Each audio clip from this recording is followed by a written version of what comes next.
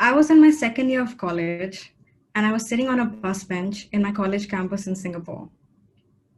It was late at night. It was 2 a.m., and it was raining, and I was crying. I sent a text to my friend. I said, I feel really sad.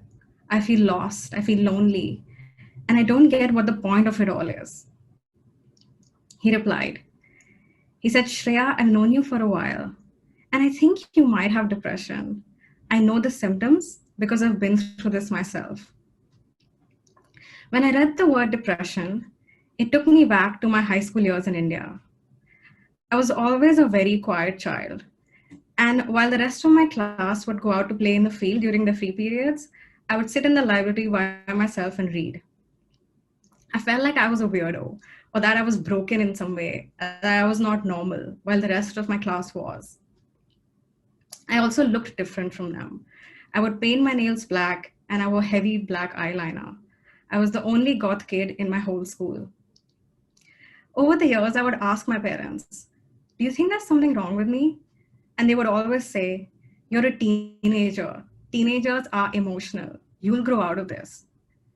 But here I was in college, and I felt like I hadn't grown out of it. I was still feeling the same miserable feelings that I felt that I was in school. After I got that text, I went to see the college counselor once. There was a part of me that wanted help, that wanted answers. But there was a huge part of me that didn't want to be labeled as crazy. And so I stopped going to the counselor.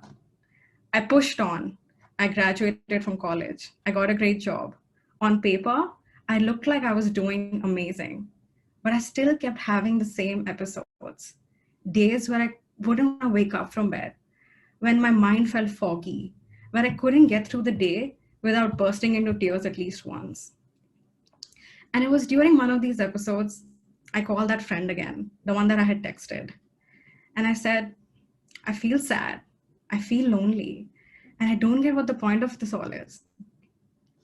And this time, he gave it to me straight. He said, Shreya, it's been 8 years since we first spoke. Why haven't you done anything? Why don't you go to therapy? You might need medication. Go get some help. And I realized he was right. If I didn't help myself, how could he help me? And so I went online.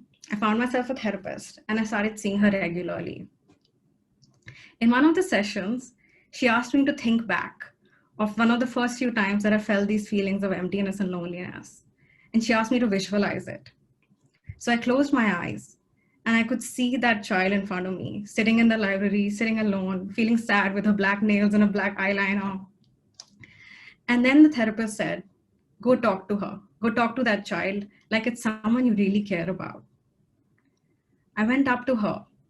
I hugged her. And I said, everything's going to be all right. We're going to be fine. And as I did that, it was like a dam of emotions that I had kept inside just burst open. And I felt so much compassion for that child who was just sitting in the library wanting to talk to someone.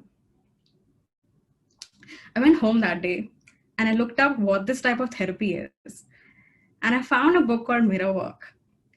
And what the book told me to do was find pictures of myself as a child, put it on my mirror, and every day I had to look at myself in the mirror and look at that photo of me as a child and tell these two versions of myself, I love you.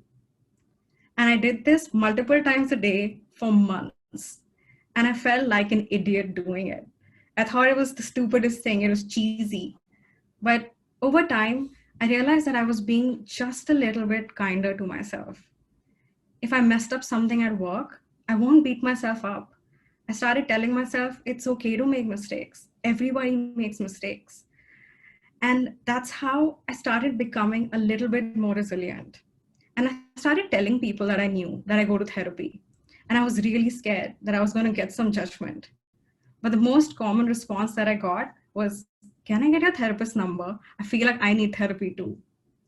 And I realized that this whole time, I thought I was broken.